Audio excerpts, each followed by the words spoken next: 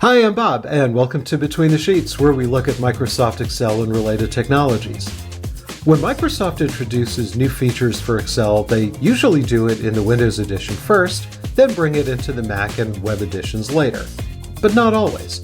In an earlier episode, we looked at some AI tools that were available only in the web edition. This is another one of those cases.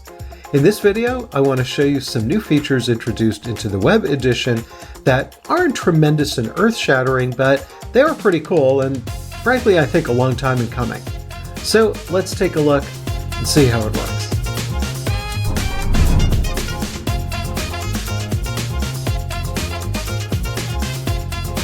What I think is first immediately visible is the change to the interface. In the 2007 version, Microsoft replaced the old-fashioned one-row toolbars across the top with the giant ribbon bar we're all now used to. Well, looks like they've come full circle.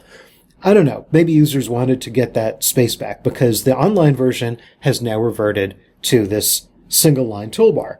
It isn't your grandfather's toolbar because it's more modern looking, but there it is. Now, many of the items have drop-down arrows, so you could access their features, like this one here and this one and this one. But wait, you can still have the ribbon if you want.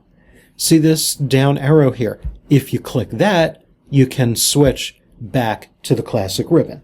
If you want the new toolbar back, you can click that and go to single line ribbon. And you notice that there's a couple of options for how you want to deal with that. So I'm going to go back to single line ribbon just because that's now the default. The next new feature I'll show you is one that was actually released in both the web and Windows editions first, simultaneously, I think. There is finally a shortcut, a keyboard shortcut, to paste formula values. Let me show you what I mean. In column H, we have calculated totals. So if I click any of these in column H, you can see up there is the formula. Well, what if I want to copy these totals and paste the values? Not the formulas that create the values, just the values themselves on another sheet. Well, if I go and select these, let's say I'll go and select down like that, I'm going to copy to the clipboard. I'll just press Control-C, and I've got a blank sheet here. I'm going to click, and if I just do a regular paste, if I press Control-V, or if I go up to the ribbon bar there and I press Control-V, I get a bunch of these reference errors because these are formulas and they are trying to reference cells that don't exist. Let me undo that. Now what I can do, let me just click here, is, and you may know this already, I'm going to hit the down arrow at the clipboard and I'm going to choose values only, but you notice we've got a little shortcut there. So there they are. Let me just kind of click over here. When I go back here to the original worksheet, you can see there's the marching ants. This is still in the clipboard. Let me go back here. Now I can use the shortcut. So if I want a shortcut for what I just did, I can press Control-Shift-V in Windows or Command-Shift-V on the Mac. Hey, wait a minute. Didn't I just say on the Mac, even though I said a minute ago it isn't available on the Mac? Huh? Remember, we're talking about the online edition, so this is kind of a workaround. If you're on a Mac, you have access to this shortcut inside the Mac's web browser, but not in the Mac OS desktop edition of Excel. Here are some other new visual items. Like any edition, when you roll the mouse pointer over one of the column headers, you get that downward pointing arrow that you know that you can use to select a column. And there's nothing new about that. Also, on the rows, you get that rightward pointing arrow, so you could select the whole row. Also, nothing new about that. But something that you may have just noticed is when I roll the mouse pointer on the column header, when I click, you see there's that little waffle icon there above the H. Well, what I have to do is I have to move the mouse pointer around a little bit until I get that grabber hand. And by the way, you're more likely to get that. It could be a little hard to get that grabber hand at first, but if you push the mouse pointer up, see what I'm doing is pushing it up towards the top of the header, you're a lot more likely to get that grabber hand. So what I want to do is I want to move this total between what is now column A and column B. So this will be the first column of numbers. So I just press down and drag. You notice there's this kind of shadow there, and there's also that vertical bar. That vertical bar indicates where this will actually drop. So I want it right there. Now I let go, and boom, it's put in there, and of course the formulas are redone. Let's say I want it back. Same thing. Again, I could just deselect. I'll go put the mouse pointer on there. There's the little waffle, and I put the mouse pointer at the top. I get the grabber hand, and I press and hold, and I'm going to drag to the right. So it's going to be deposited there between what is now column H and column I, and I let go, and now it's moved back. And it works the same for rows. Let's say I want this first item, Blue Mountain Ground, 1 pound. I want that down at the bottom for whatever reason. So there's that little waffle symbol. I'm going to roll the mouse pointer until I see the grabber hand. I'm going to drag down underneath row 16, and there it is. And if I want to put it back, I just go over here, make sure I get that grabber hand, and I'm going to drag it back up. And by the way, you can do a drag and drop in both desktop editions on Windows and Mac, but you need the Shift key to do it. So here is the Windows version of Excel, and I'm going to go and click on the top there on the header for column H. So you notice there's no little waffle symbol there. What I'm going to do is I'm going to put my mouse pointer on the selection border, and you see I've got that four-headed arrow attached to the mouse pointer. So I'm going to hold down the Shift key, and I keep holding down the Shift key as I drag to the left. You notice there's another one of those vertical bars, and I'm going to put it right here between column A and B. Again, always let go of the mouse pointer first before letting go of the key, and boom, it's dragged there, and the formulas are redone. And if I want to drag it back, same thing.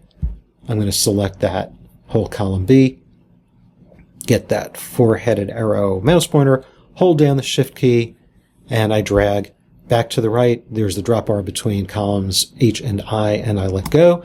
And the same thing for rows. If I want to take row 5 and move it to the bottom, I'm going to select the header. I click the header for row 5, so all of row 5 is selected. Shift, drag this down to the very bottom.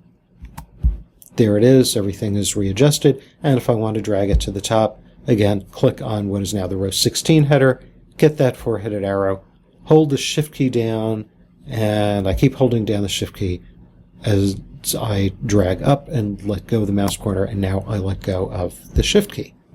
You may have noticed some other symbols in the column and row headers. Let's go back here. I'm going to put the mouse pointer up on the header for column H. You see those little circles here? The little circle there to the left and that little circle there to the right. I'm going to click on this one to the left. See, there's the little pointing finger, and look at that. It creates a column to the left. Let me go back. Deselect. I'll go back to the total column. Let's say if I want to insert something between, I don't know, May and June, and I go up there and hit that plus, and that puts that new column over there. Or let's say I want a new column in between A and B. Same thing. If I go to B, if I roll over column B and I click this little circle, or if I roll the mouse pointer on the header of column A and I get that circle, it's the same darn circle, right? Because either way, I get that grabber hand and it inserts a brand new row there. I don't really need that. I could undo or just right click and delete the column. I'm going to go and delete this one here as well. I'm going to delete this one, but I want to show you something here. Same thing for the rows. If I want to put a new row in between row 5 and 6, I can click this little circle, or if I roll over the header of 5, it's that same darn circle, and I click it, and that gives me a brand new row between 5 and 6. So there's now a new row 6, and when I get that grabber hand, I can right-click that, and I can delete it. You might have noticed something else, too. I'll roll the mouse pointer again over column H, and this time I'm going to right-click, or two-finger tap, whatever you call it, and you notice that we now have these new options. Insert one column left or insert one column right. And that's the same thing on the rows. If I, let's say, grab the row header, grab one of the row headers, and I right-click, I can insert one row above or one row below. In the desktop edition, that doesn't exist yet. When you right-click, it's simply insert. And when you insert a column, it's always going to go to the left of the current column, or if you go to insert a row, it's always going to go above the column row. So We don't have that option yet on either the Windows or Mac desktops. And there's another item that's on the right-click menu. Once again, I'm going to right-click on the header for column H, and look what we have down on the bottom. So this is brand new. This is just in the web version. Show changes. So I'm going to click that, and notice we've got a brand new panel, a changes panel, coming up on the right side. And I can click any of these, and this is going to show what it was or where it was that something happened. There's also a filter.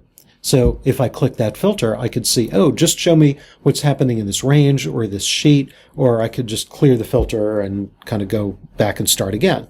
This is not an undo. It really looks like an undo panel, but it's not. This is just kind of looking. Something else you might have noticed is when I brought this panel up, Excel automatically switched here to the Review tab. So let's say if I close this panel and I just click somewhere. Here, let me go back to the Home tab. Maybe I'm on any other tab, doesn't really matter. When I go and right-click and show changes, it's always going to go back to that Review tab. There's another nice feature I won't say is new. It's returned after an absence. You might be familiar with Excel's ability to freeze panes, so you can freeze row or column headers in place while scrolling the rest of the sheet. In the desktop editions, you do that from the View menu. And if you've been using Excel for more than just a few years, you might remember long ago you could drag a couple of short, heavy lines next to the scroll bars to split the panes. Microsoft removed those, saying they were too hard to use for people using touch screens like the Microsoft Surface. But they're back, baby, in the web version anyway, not the desktop.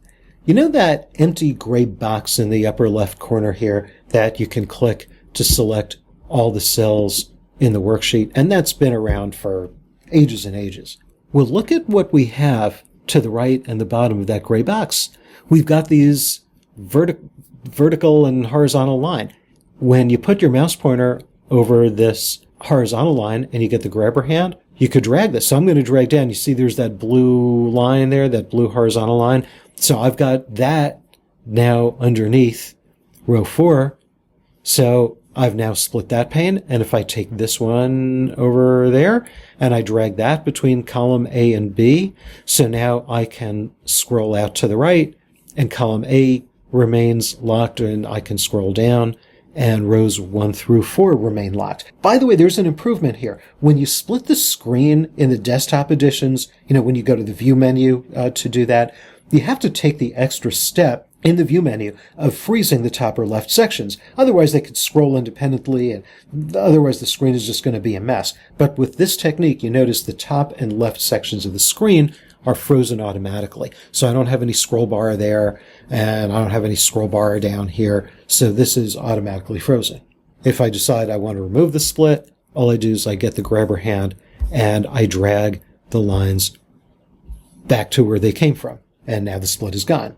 The last UI improvement I'll show you is for dates. When you type a date, Excel recognizes it's a date, and there's nothing new. I'm going to do that. I'll click in here. So let's say if I put in, I don't know, July 4th, 2024, there it is, and it recognizes it as a date. Let me just undo that or delete it. There's also a shortcut in the Windows, Mac, and Web editions. If you want to insert a date, press Control semicolon. So if I do that, that inserts a date. And look what happens. And this is just in the web version. We get this date picker. And you could change the arrows so you can go and scroll down to later dates, scroll up for earlier dates. You could click the year and choose a different month, go and choose different years. Let's say if you've gone, way out before or after, say, oh, Jay, I want to go to today. You could click there, go to today, and then enter it. And when I click somewhere else, that date picker goes away. You could also get that date picker back when you go to edit the cell. So if I go and I double click the cell, the date picker comes back. Now, if you decide that you just don't want to use the date picker, you might think to yourself, oh boy, can't I just type a date in manually? Absolutely, you could do that. You could just ignore the date picker. So if I want to say, I want Halloween, and I put in 10/31, something like that, you notice the date picker goes away, and I could enter, and the picker is gone When I go back to the cell and I double click, though, the date picker comes back. And say, oh no, I really don't want October 31st. I want today's date. And I could just click that and enter it. At this point, there is no way to disable that calendar from coming up automatically. Maybe sometime in the future, they'll put that in as an option. But as you can see, when you start typing manually, that will remove that date picker just for that one instance. I think these improvements are all very helpful. They show the development team's attention to detail, and you don't have to do anything special to get them. That's what's great about web applications. All you have to do is use it. I hope the enhancements make their way into the desktop editions, and my guess is they will, eventually. So until next time, my name is Bob, and this has been Between the Sheets.